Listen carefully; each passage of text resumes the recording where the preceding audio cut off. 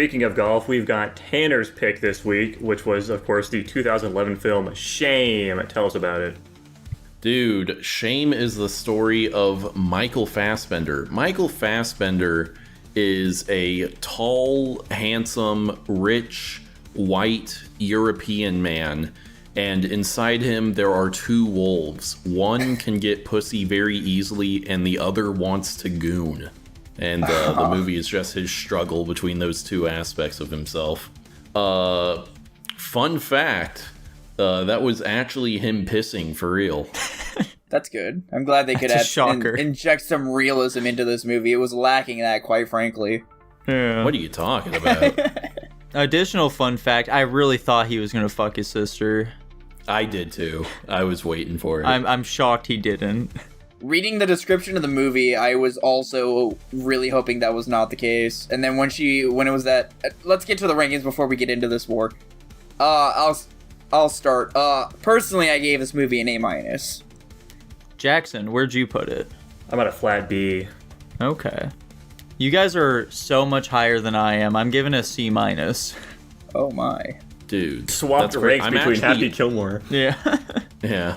I'm actually also at an A-, and I am shocked that Dylan is this high. I thought this movie would make you very uncomfortable, and thereby you'd give it a low rank. It's a very introspective movie on the male psychology, but it's fine.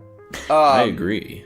Yeah, that scene when his sister walked in the fucking bedroom, I was like, alright, hold on, this is the fucking moment where the description either fucking... he was super aggressive to her too, so that was good.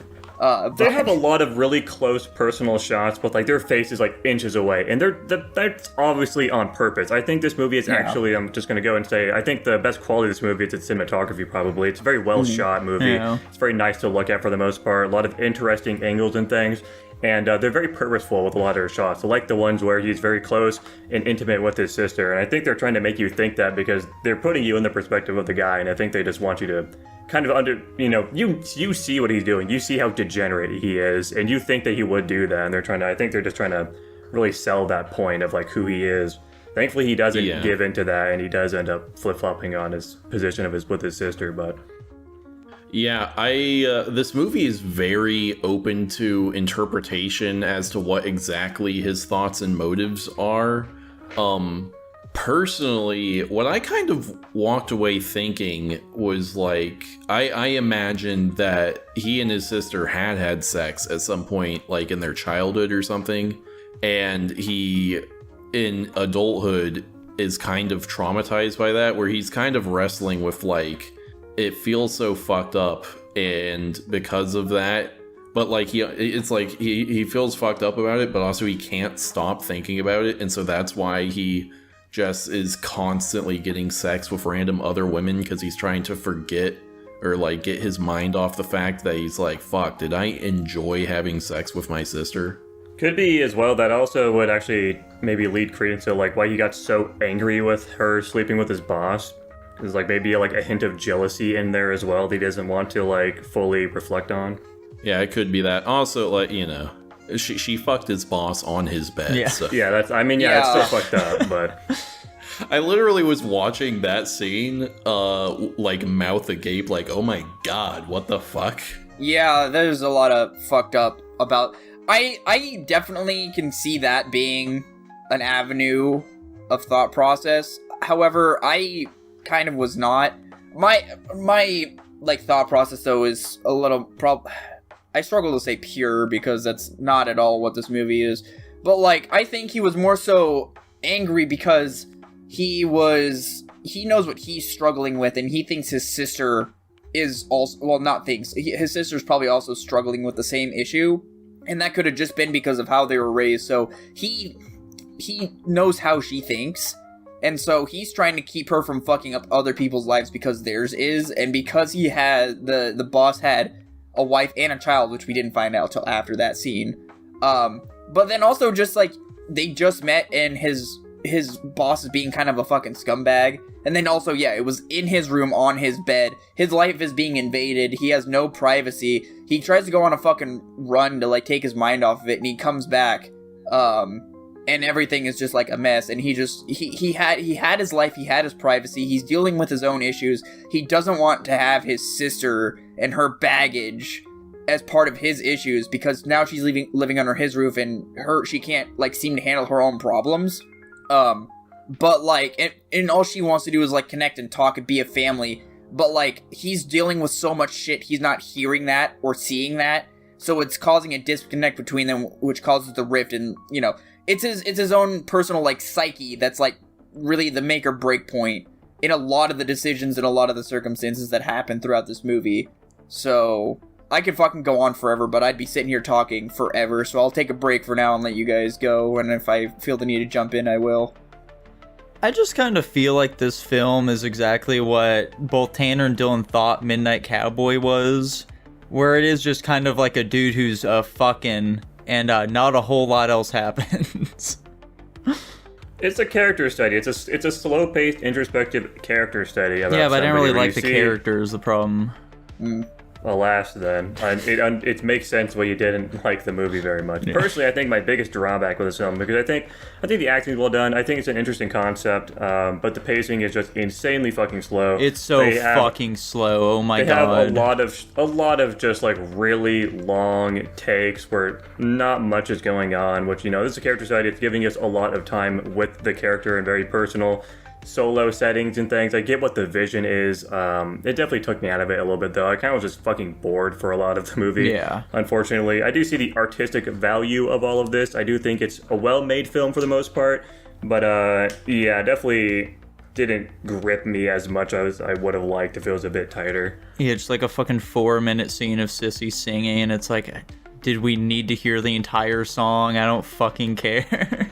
Yeah, that part was a little strange. I was trying to sit there and figure out what they were trying to portray with that scene, and I just figured I wasn't big brain enough to figure it out. But even looking back on it now, as looking on the movie as a whole, I still struggle to really understand what that scene was about. Maybe it was supposed to be some kind of appeal to the boss or whatever the fuck, and it's supposed to be like, oh, maybe this is, you know, he's got such an attractive sister, what the fuck, like, but I think you're thinking about it too hard. I think she was just doing her job, and the boss just wants to fuck anybody with a pulse, and she was an easy target, so he goes for it. And his brother was just proud of her, which is why he like shed a tear during it.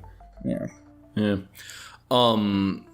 For me, the big positives are the performance and the script. Obviously, as someone who has struggled with sex addiction myself, I connected with this film quite a bit, and I definitely suspect someone involved in the making of this has had that problem themselves, because they get a lot of stuff like just really spot on. Like, one thing that really stood out to me was the scene where he has his coworker that he went on a date with, and then like he can't perform with her, and I thought that was really sort of interesting or whatever, because it's like he has kind of he's started the process of like objectifying women and just seeing them as like, you know, things to have sex with. And so when he does like sort of form an emotional connection to someone, it actually turns him off from them. Like, that's how fucked up his psyche is at this point. And you can also tell he's really starting, like, he has some like misogynistic comments and whatever, and he's kind of starting to hate women specifically because he has such an easy time getting them. Like, he's like, there's something wrong with you for being interested in me, because he knows he's so fucked up inside, even though all they can judge him off of is that he's like good looking and wealthy. The biggest negative to me is the ending, probably the last, maybe not half hour, but like the last 15 minutes, half hour to 15 minutes or so, because they really start speeding it up and just throwing tons and tons of new developments at you, one after the other, and it just feels like it gets a bit too loose. The thing with him going into the gay nightclub and getting his dick sucked, there is room for this idea that where if you have a sex addiction, you will just start having sex with like even people who do not match the sex you are attracted to. But it just feels kind of thrown in there and they don't even really reflect on it at all afterwards. It feels like it doesn't fit into this movie at all. I feel like the whole point of like that whole last scene is kind of just like we get it from his perspective, like of his really messy, conflicted headspace at the time after that like big argument with his sister. So like we're kind of viewing it, all of it from like his perspective, almost in like, you know, that way presenting it. It's all very messy. It's all jumbled up and confused. He was doing a lot of things he regrets and did not like, things like that. It was how I interpreted it. True. I definitely see you understanding it or making it feel like it was just really messy. Yeah. And then his sister tries to kill herself because of it. Yeah. Not because of it. Because she knew he got a blowjob from a man. She's like, my brother's fucking gay. I'm taking myself out. I've dealt with too many hardships in this life. That's one too many. And then I do feel like it ends at a point where like it's a little too open to interpretation in my mind. Like I wish I had a bit more concrete of an idea of like why this character is the way he is and what his future may have in store for him, you know? I don't know. I feel like the easy interpretation is really that he just has kind of like accepted that like he's tried to like get past it, but maybe he just like knows more about who he is and he's just more in control of his, I guess, emotions and compulses. Like he realizes like his like who he was brought his sister to that point. He's a large contributor to her having that, you know, the issues that she has with the lack of attention and all that. And you know, we have that parallel of the intro to the movie where he just sees some random chick and tries to fuck her.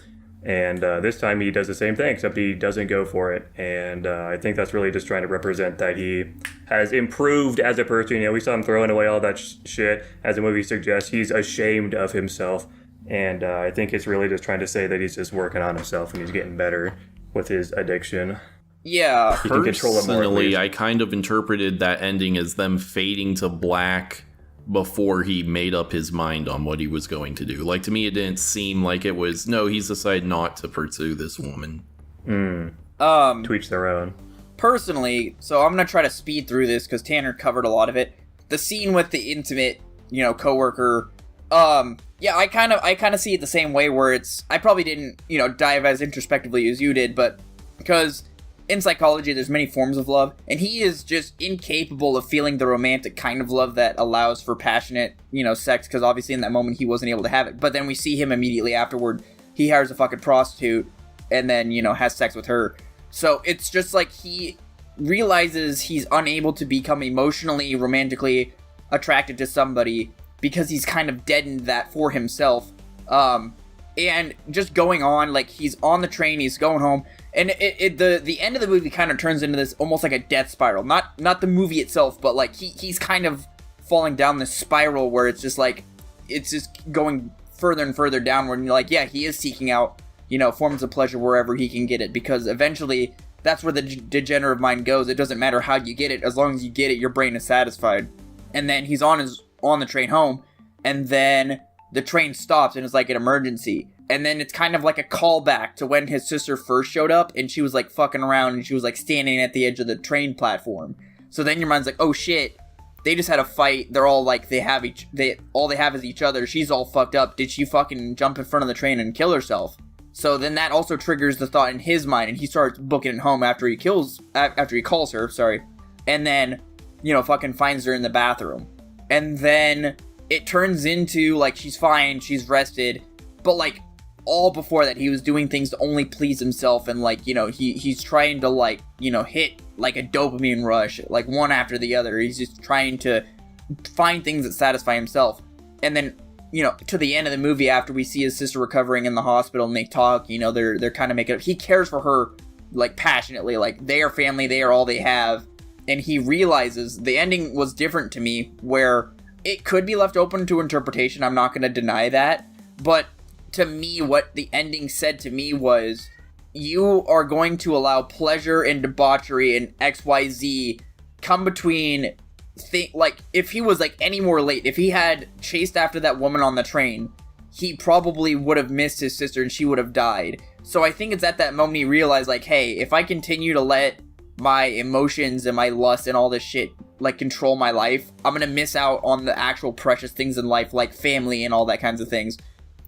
So I think in that, like, moment, because of, like, the small decisions he made, throwing out all, like, the porno magazines and, like, throwing away the laptop and all that shit, just doing little things throughout the end of the movie to clean up his life, I think he's starting to realize, like, hey, even if it's not all at once, I can make my life better one step at a time.